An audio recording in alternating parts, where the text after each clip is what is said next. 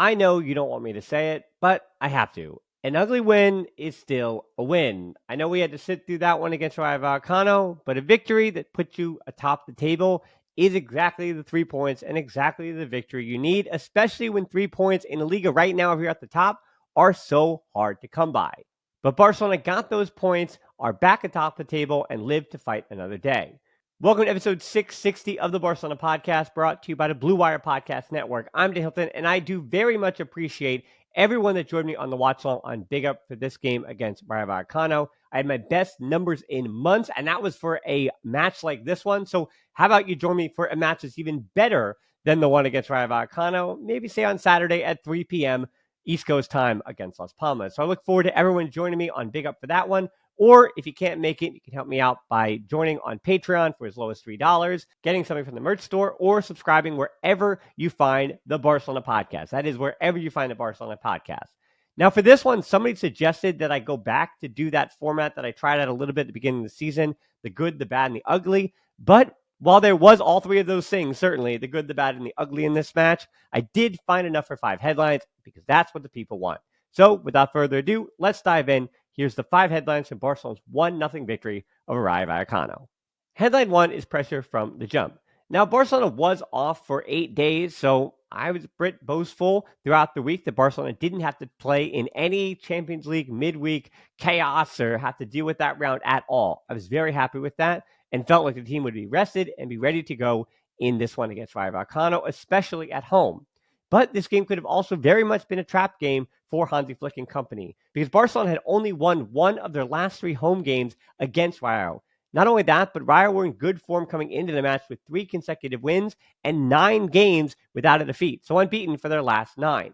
And regardless of what you think of the level that Barcelona should be winning every match, that form from Rayo Vallecano tells you that they should be taken seriously. And from the opening whistle, you got the sense that while Barcelona were the better team, Rayo Vallecano deserved your respect. And I think that line alone sums up so much of this contest. It was ugly because I think both teams played poorly at times, played well at other times, but still deserve respect from everybody.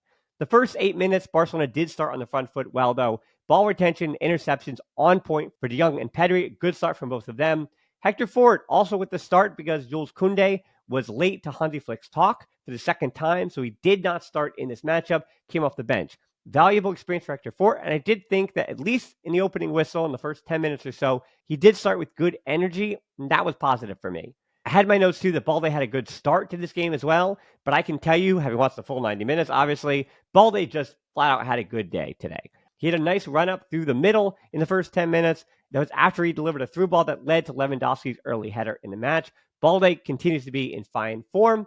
I'd love to hear some of the Balde takes because I think a lot of people who felt like he wasn't going to be good enough, they have gone very quiet. And the rest of us just knew he was a young player that was going to get even better. And now we have a big enough sample size this season to say, hey, this kid has gotten better. That's true, Alejandro Balde. Good on you. For the first 20 minutes or so, the positive was certainly the press in Barcelona, the interceptions, and the space in the first 2 phases of play, where De Jong understood when to drop in between the center backs, when Rayo Vallecano's press wasn't pressing, and then when Rayo did press, De Jong and Pedri both, I think, did a really good job in the middle of the park finding those spaces to be able to turn quickly and to get forward, whether it was dribbling with the ball or executing a quick pass to get some kind of numerical advantage. The problem for Barcelona, both in the early going and throughout this match, is you felt like there was a little bit of rushing, whether it was from the decision makings of the forwards or it was trying to find either a diagonal ball or a ball through the middle that was forced to the forwards that wasn't necessarily getting the ball to them in places where they could succeed.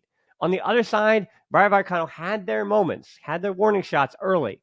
Fort was dealing with Pathé Cissé on a corner. The ref says play on through the shirt pull. I think because he's a young player, this kind of goes against conventional wisdom that older players kind of had to fight for the respect to gain the calls. But I think this is an instance where because Cissé is a bit larger, a bit more veteran of a player than Fort pulling on the shirt just wasn't enough. But if Cissé goes down, it's a different conversation. Fortunately, it doesn't. Let's move on from that. The 20th minute, as I said, the Barca press, I thought were both fortunate and they had a little bit of luck too. They're getting the ball back quickly. And what do I say? You make your own luck.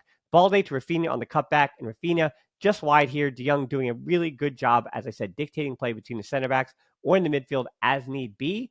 And that helped everybody in the first third of that game. Headline 2 is Pedri Masterclass.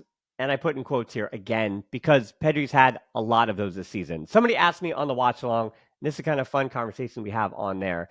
If I thought that Pedri was my favorite Barcelona player, I also did ask the watch along to ask that question. But I do bring up Pedri in the same sense that I tell you what my feelings are. And my feelings, I always say, be very careful. Don't throw out comparisons that are unfair to players that are some of the all-time greats. So to call Pedri very similar to Iniesta, that's not fair. We're not talking about his career. We're talking about simply from match to match the joy I get. And the thing that somebody brought up in the watch along that is so correct is that Lamine Yamal, not comparing to Messi, but very much like Messi, there's these moments of magic that happen so consistently, yes, but the skill, it makes football so enjoyable to watch in these moments.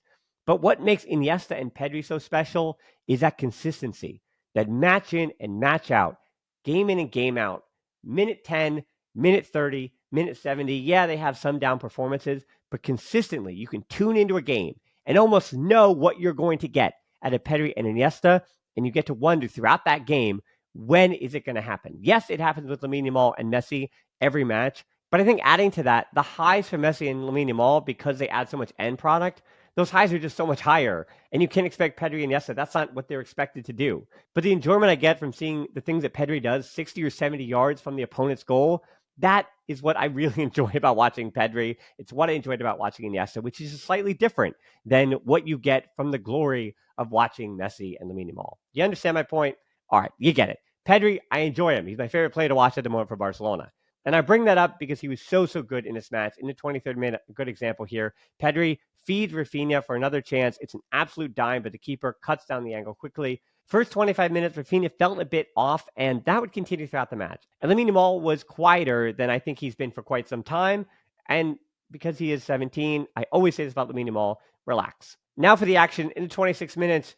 VAR Olona, is that what Real Madrid TV or some of the others are saying already about this one? But no, VAR has a check after a bring down by Cisse on Inigo Martinez. He had him wrapped up. This is, especially having VAR had the opportunity to see it, a clear penalty by the letter of the law.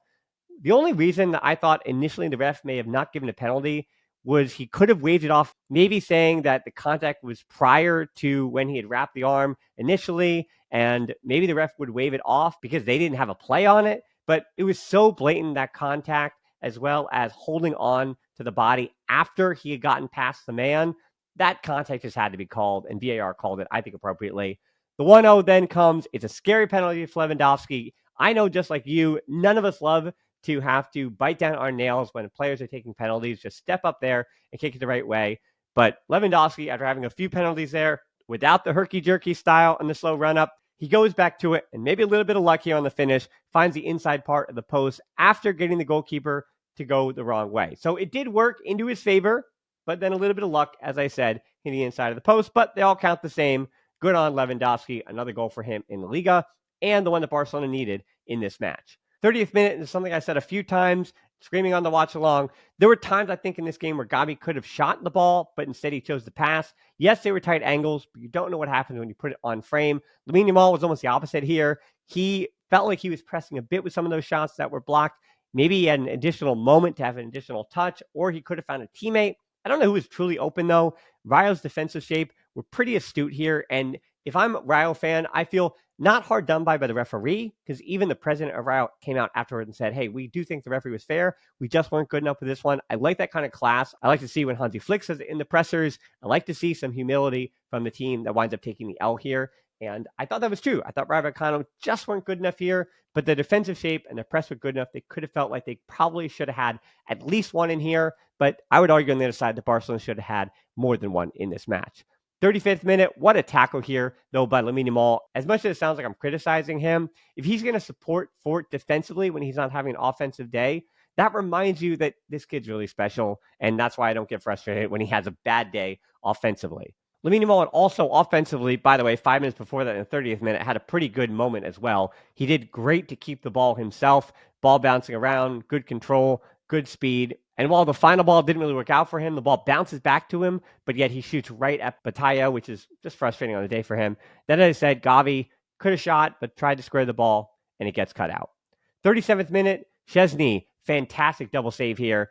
Issy Palazzone, who I had said, Pedri and De Jong, terrific in that first half, and their coverage on Issy right up in the middle That was so key to keeping Rayo's offensive game plan completely in check. And because it took to the 37th minute for EC to find that space, that is why Barcelona, I think, made it so far without feeling like there were some nerves. But fortunately for Barca, once Rayo had finally beaten the offside trap, it was the hero in tech there for the double save. His form has improved since he got the starting job, and Hansi Flick once again reiterated Iñaki Peña was doing well. But Szczesny, that's who we're going with. He's been the guy, and he looks like he has, in the last 2 or 3 weeks, shaken off all of that retirement rust, and Szczesny is in good form right now. Headline 3 then is Re-Energized Rayo, because the rest of this match was kind of ugly because Rayo Vallecano found their strength, found their courage, found their grit, and they didn't even have to wait for the second half. They did it late in the third half where Barcelona were surviving to struggle to get to halftime. And I know that not everybody watches to the very end, so let me jump ahead a little bit with this idea that this is the moment here from the 37th minute or so on that Barcelona had to do what you need to do to win league titles. It's suffer. Can you win games when you don't play your best? And from the 37th minute on, this is what Barcelona were doing. Were they going for goals? Yes, they were. They just didn't score them. But they didn't concede on the other side, and that is paramount to just getting wins ugly. 43rd minute, these were the best signs of life from Rayo at that point. The ball does wind up in the back of the net, but it's offside. VAR sees it quickly, saying the offside player in Niketa, he blocked Inigo Martinez from getting back to De Frutos. And so I think fairly, VAR is called off. You could see it clear as day. The PK shot for Cisse right after that in Kubarsi, there was a good argument maybe for that one. It's a lot of fodder, at least as I said, for Real Madrid TV. So have your way, have your fun. I don't know about that though. Gavi also got a yellow before halftime just to complicate things and wonder if Hansi Flick wanted to pull him. I will say too that Fort started the match well, but you did kind of see some of that rust and a young player that does not play often. Alvaro Garcia, I thought in the first 30 minutes was basically pocketed by Hector Fort, but as that offside trap started to show its cracks a little bit, when Leys got a bit tired at the end of the first and into the second half, Fort also looked like he was a bit helter-skelter with the assignment, and Alvaro Garcia, who was in fantastic form coming into this game, did give him a few headaches. So if I were to give a grade or a rating for Hector Fort, yes, it's not a match that's going to excite people, but every opportunity he gets is something to build on. So very much like Lamine Yamal, I'd say about Kubarsi, player this young, he's 18.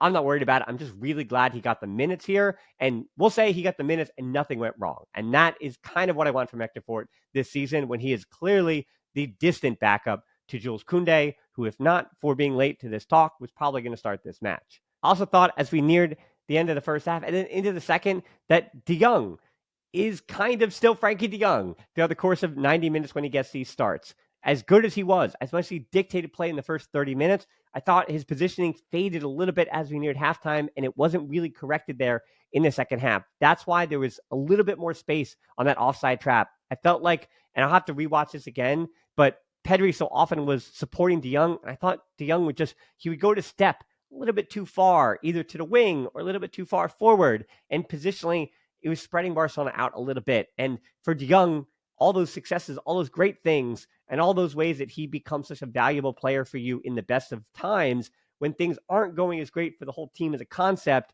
you look at where he is and what he's not doing well, and you could say, hey, it would be great if Barcelona had a bit more control over this match and the successes if de Jong very much was the mirror to what the team is trying to do. Starting in the second half, Inigo Martinez, a good slide in with a block. Another good day for him. Not the time to have a discussion about Inigo Martinez, the offside trap, and Ronaldo Araujo. Let's save that for another time. But certainly make a note about this kind of game in a game like that with this clean sheet. 52nd minute, Pedri, ole, gets an ovation from the crowd as he heads to the corner flag because of the skill that he was displaying in the game he had up to that point. So reiterating our second headline, yes, that is my man of the match today, Pedri. 53rd minute, though, right after that, de Jong dribbles from the back. Pedri finds himself in the half space on the left. It's a cutback for Lewandowski. You had the right idea with this shot here, but difficult execution to hit it one time. Doesn't go in the back of the net. That's a tough one. 60th minute, Gavi with a tidy pass into Fort. Fort then backheels to Lamine Yamal, but his shot blocked again. Yet, this little moment here, the backheel from Fort to Lamine Yamal, it reminds you that these two know each other really well and have played in multiple teams throughout the academy together for many years and know each other symbiotically in a way that Koundé and Lamine Yamal might never understand each other, having not been raised in the same teams in the same academy. 63rd minute, another snazzy ball from Balde. Rafinha couldn't get it out of his feet. As I said, I'll reiterate again, not the best day from the front three. Headline 4 then, Olmo Injection. It was time for Koundé. It was time for Olmo. And coming in the 65th minute, it was a perfect time for Fort and Gavi. 67th minute, as Rayo Vallecano had also made some subs, it's a push from them to Fruto. Still dangerous here. Inigo Martinez gives it away to Alfaro Garcia, but it is Szczesny once again. Fantastic day for him. 71st minute on the other side. What a fantastic save by Batalla on the other end with the toe poke. It's not a penalty, but a great move in the build-up by Olmo. Put him in the spin cycle. Definitely something they'll be using in the highlight reels of this season, even though it doesn't lead to anything. But a really good save here on a really good skill move from Olmo. And I wish this kind of game was summed up that way, that we got to see some really cool things amidst all the other ugliness. A moment later, Olmo then feeds Rafinha, who toe pokes it over. This one was probably a better shout for a PK, but I leave this game very much like Hansi Flick said, very much like Rayo agreed. The ref got them right. That's kind of what, if both managers agreeing with it, and we at home can say the same thing, manager got these right. The game, though, in totality, needed Olmo and Gavi. It's not that he was struggling, but he wasn't really finding the game in that same position. The difference between the on-ball impacts they make and the off-ball impacts they make. Gavi's pressing in the first 30 minutes when Barcelona were on the front foot was really exceptional. But when Rayo started to push back and you needed somebody in the middle of that field to have that extra little bit of technical touch, not that Gavi doesn't have it, but almost that extra little level up. That's the point of him. He is a number 10 in a way that Gavi is not really naturally a number 10. You're asking Olmo to play in that position because that's where the space was. So this was a game calling out for Olmo, and nice to see the way he came in. So it's more about Olmo, good, positive. I'm glad he added that injection of energy as opposed to trying to disparage too much from Gavi here. I get the criticism that he was fading in and out of match and not really finding it, but he also does the job he's asked to do on the press, and he was one of the reasons why Barcelona started this game so well. 81st minute then, Ferran Torres and Eric Garcia on for Lewandowski and Kubarsi. Lewandowski was frustrated after being taken off. I get that. He wanted to help more. It wasn't really his day, but I think it's one that he'll have a conversation with Hansi Flick. All that'll blow over. There's an ugly tackle on Koundé late. Probably shouldn't have been a red here, but it's a yellow instead. Again, afterwards, both coaches were kind of fine with everything that happened. Koundé was probably the only one frustrated by this one afterwards. 87th minute, Casado on for De Jong to close it out. Did De Jong have a good day in totality? Me not knowing the answer sums it up. It's a story of his time at Barcelona. 90th minute, Pedri then really could have been in on goal. The pass hit him in the heel, somewhere between bad luck and clumsy for a bunch of players. Pedri, that was really the only moment I looked to in the entire game when he probably could have done a bit better. 91st minute then, a header by De Frutos should have been the equalizer, but it wasn't. And Barcelona lived to fight another day. Because headline 5 is top of the league again. Barcelona are back to the top of the mountain in the Liga because of the draws from Real Madrid and Atletico Madrid over the weekend. And as I said, because they're at the top of the table, winning the Liga is really hard. As much as you want to criticize Barcelona, be fans of the other two of the big three this weekend, or even the last 3 weeks when Barcelona were able to close that 7-point gap from January to now. Barcelona, very much like Atletico Madrid and Real Madrid, any of the three could win it this season. It is all up to play for. Because looking at the results from this weekend, if you're a Real Madrid fan, you could have argued, hey, playing midweek against Man City, that just means that we weren't ready for Osasuna. You get the red card to Bellingham, frustrations building up, and maybe energy was all spent against Man City, and so Osasuna found some opportunities, found some moments, and so you're hard done by if you're Real Madrid. But on the other side for Barcelona, I was thinking that some tired legs could have meant that it was too long of a break, that they weren't in match fitness anymore. They'd kind of gotten out of it in 8 days. Maybe that's why Hansi Flick was upset with Koundé. But I still walk away from this match saying if the forwards were a bit more clinical, they did miss, that being Barca, 4 of 5 chances against Rayo Vallecano, XG of 2.53, so they should have scored more goals, and they didn't. But fortunately, they did win the match, with Hansi Flick saying afterwards, Rayo is one of the best teams that have played at Montjuic. They press really well and have a clear team identity. Totally agree with that. All the credit to Rayo Vallecano for giving such the fight that they did. And Hansi Flick afterwards, as measured as anything in the press conferences, as I expect now, with all these days off, the Copa Catalunya, that looked like it was going to be the middle of this week. It's not. It's March 19th, so it's going to be next month. That's 3/19 instead of 2/19. So look out for that one a month from now, because instead it's Las Palmas on Saturday, 3 p.m. East Coast time. I'll have that on Big Up. So please join me for the watch along. And while you're at it, subscribing to the YouTube channel, leaving a comment, leaving a like, following the podcast apps, Patreon, all that stuff. You know where to go. That's all a big help as well. So it's an ugly win. Yes, but Kool-Aids, enjoy it. Being atop the table always feels pretty good because it means that you earned it. But as always, Forza Barca.